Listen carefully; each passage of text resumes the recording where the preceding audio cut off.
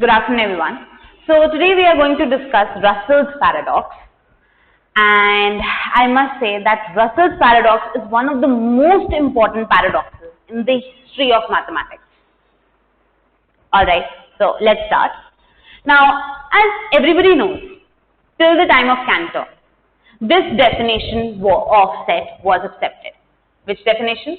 This definition, which says a set is a collection of objects which satisfy a given property. Now, this was the definition till the time of Cantor. But Russell comes into the picture. He argues that not every collection of objects which satisfy a given property is well defined. He says not every collection of this sort is well defined. Now the question arises, I had just used the word well defined. That's a very peculiar word. Now in order to understand what do I mean by the word well defined, let me take an example. Alright, so the example is, consider a collection of all prime numbers between 50 and 80. Right? This is collection of objects can prime numbers, satisfying a given property as in satisfying prime numbers between 50 and 80. This is the property. Right? Now I need to ascertain whether this collection is well defined or not. Right? Okay. Well defined. Now let me consider all the numbers between 50 and 80. So I am considering numbers like 51, 52, 53, so on till 78, 79. Right? And suppose I pick out the number 51. Now tell me, do you think 51 will belong to this collection or not? Now this is a collection of prime numbers, right? That means prime numbers, definition of prime numbers is what? That it should just have two factors, 1 and the number itself. Now clearly 51 is not a prime number because it has an additional factor of 3 factor. So definitely this is not a prime number. Now that means I can say that 51 does not belong to this collection. Right? Okay. So I've asserted whether 51 belongs to this collection or not. I've asserted in this case.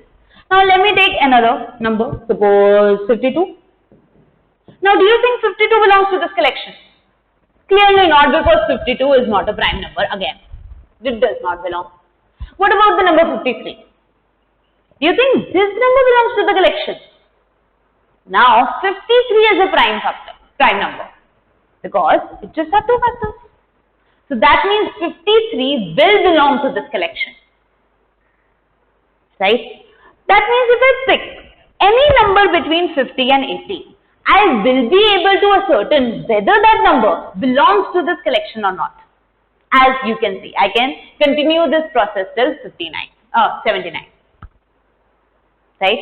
Now, if I am able to ascertain this thing for each and every number between 50 and 80, I can say that this collection, which collection? Collection of all prime numbers between 50 and 80, this collection is well defined.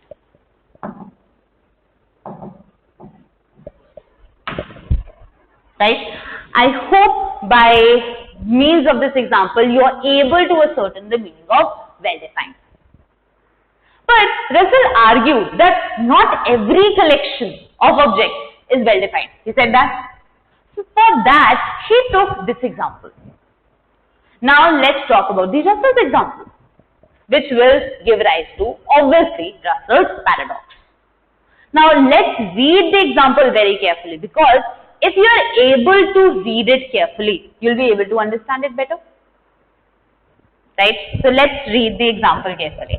Now he says, there is a town of clean-shaven men with a single male clean-shaven barber.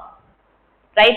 Town of clean-shaven men. So all men are clean-shaven with a single male clean-shaven barber. So there's a barber, he's the only one there, and obviously he is male, as written. And also, barber himself is also clean-shaven. So all people, all men in that town are clean-shaven, including the barber.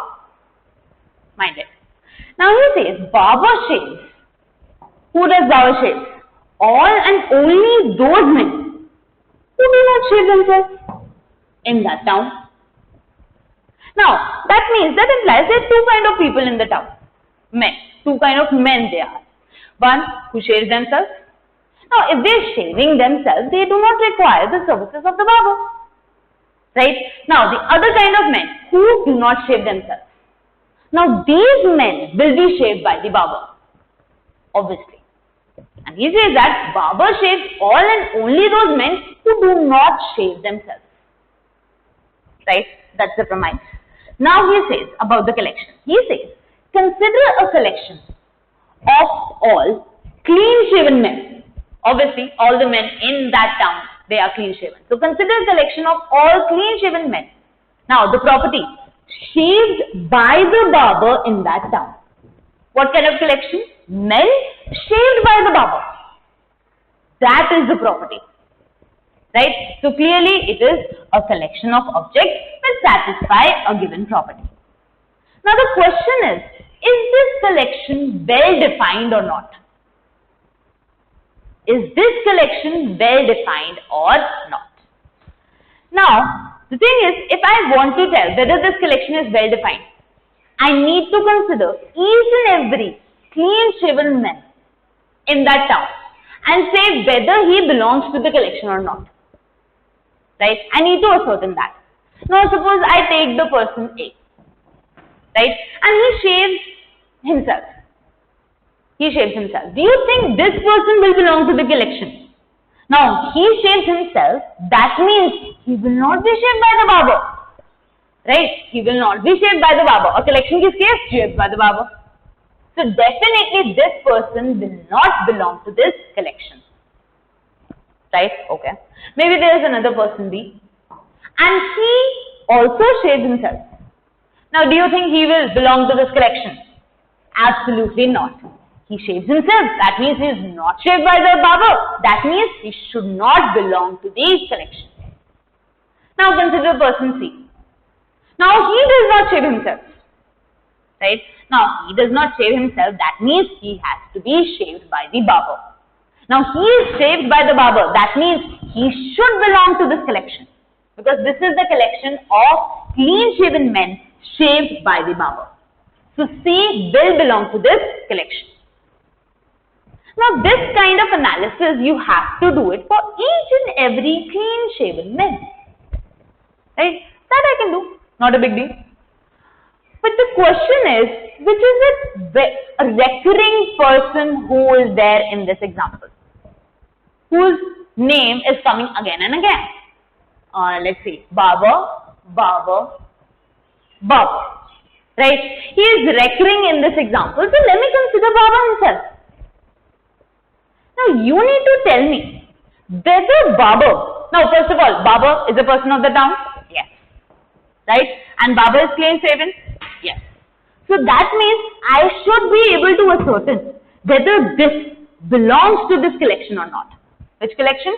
Collection of all clean-shaven men. He is clean-shaven and he is from the town and shaved by the barber. Right? So the question is, does Barber belong to the collection or not? That is my question now. Now, we will try to answer that.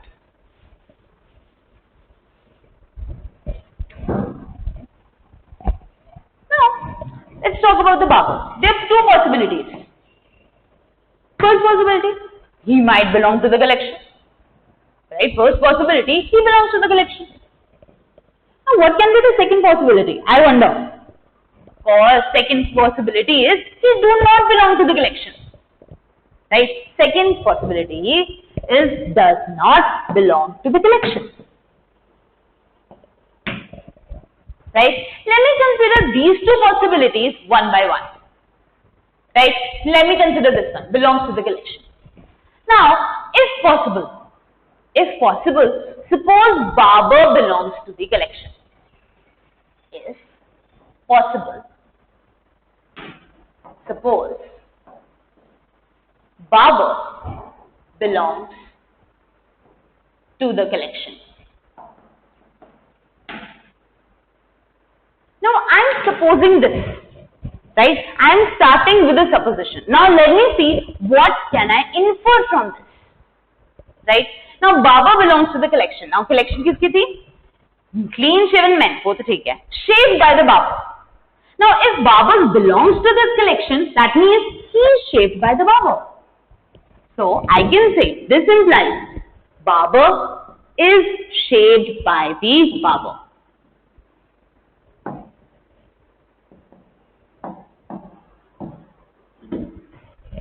Right?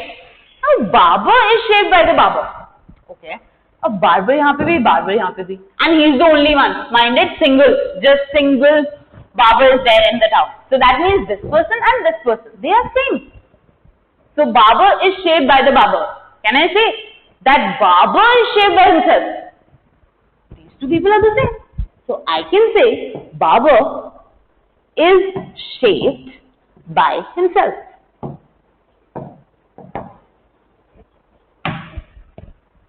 Right? Barber is shaved by himself. Now, wait a second. Come to this premise. He says Barber shaves all and only those men who do not shave themselves. Barber will shave all and only those men who do not shave themselves. Now, Barber is shaved by himself. Now, he is shaving himself. That means he will not require the services of the barber. That means he will not be shaved by the barber, since he is shaving himself. So from here I can say Barber is not shaved by the barber. By the barber. Now can you see something peculiar happening over here? Can you see? Okay, just consider this statement. Barber is shaved by the barber. And just consider this statement. Barber is not shaved by the barber. What kind of statements these are? Clearly these two statements contradict each other. That means, what have we arrived at? We have arrived at a contradiction. Now we started with a supposition that Barber belongs to the collection. And we arrived at a contradiction. What does that imply? Method of contradiction. Class 10. This implies, since you have arrived at a contradiction, your supposition is wrong. And what was your supposition? That Barber belongs to the collection. This supposition is wrong. So that means the first possibility is not there. The first possibility cannot happen. Right? एक possibility तो चली गई. Let me talk about the second possibility now. So let's discuss the second possibility.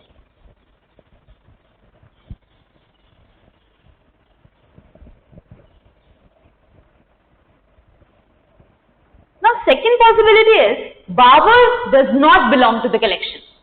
Right? I need to analyze that. So again, let me suppose, if possible, suppose Barber does not belong to the collection. Does not belong to the collection. Barber does not belong to the collection. Right? Collection किसकी थी? Men shaved by the barber. And Barber does not belong. That means Barber is not shaved by the barber. I can say Barber is not shaved by the barber. Is not shaved by the barber. Okay. Now Barber is clean shaven, right? He is clean shaven, that means somebody is shaving him. Now he is not shaved by the barber. Now there were two kind of people. People who shave themselves and people who do not shave themselves. And not shave themselves wale mein, they were shaved by the barber. Now Barber is not shaved by the barber. Ye wali nahi, ye wali category. That means he must have been shaving himself. Barber should have been shaving himself. So I can say Barber is shaved by himself.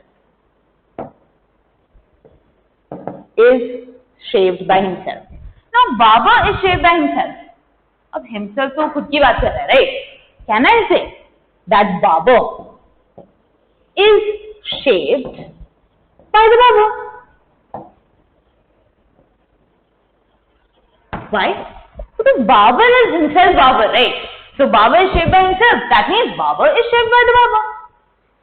Now again, there's a peculiarity here.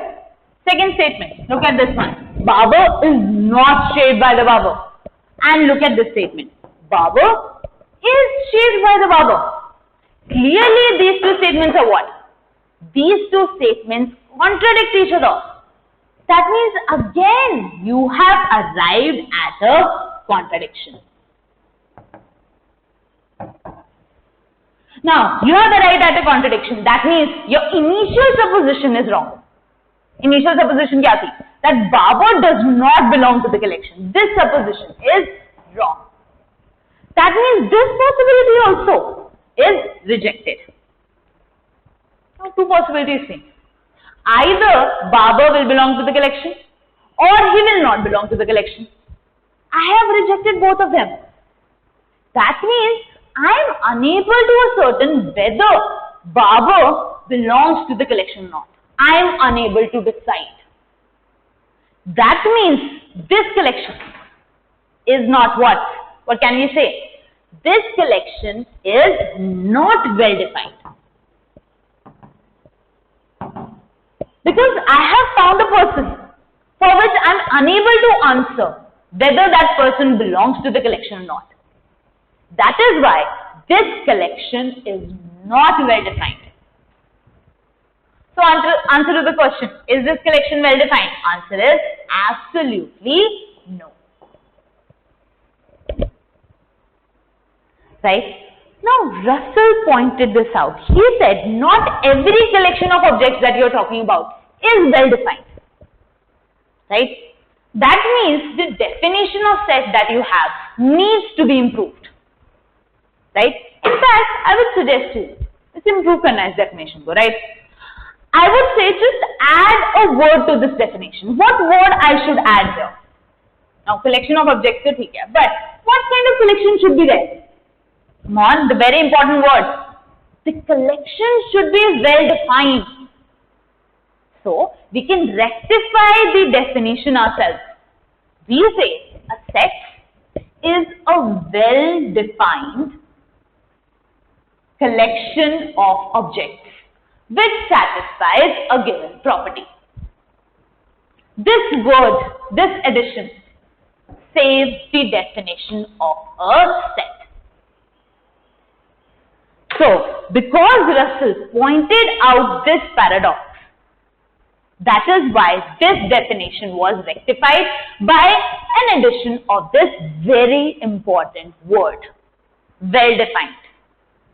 Now, can you guess how much time did it require for mathematicians to add this word to the definition? How much time? No, it did not take 1 year. It did not take 2 years. Not even 50 years. Mathematicians took 100 years to add a single word to the definition. It took them 100 years to rectify the definition of a set. That is how important this word is. It took 100 years for people to come up with. So, whenever you read a definition, pay attention to each and every word. Because you need to understand its significance. You need to understand its history. Because for 100 years, people have worked hard on this. So, whenever you read a definition, analyze each and every word. That word is there in the definition. There has to be a reason for it. And you need to find out that reason. Why? Why this word well defined? You should have asked yourself this one. This was your part. But you people, what you do is, definition hai, ye to pata hi hai. No. It is not trivial. It is not obvious. As you can see, it took 100 years. So that is how important definitions are. And we owe all of this, obviously, to Bertrand Russell, who was a British philosopher and a logician. And due to this contribution of his, we have the definition of set, which we read in the books nowadays. So that is what Russell's paradox is all about. Thank you, and I will see you next time.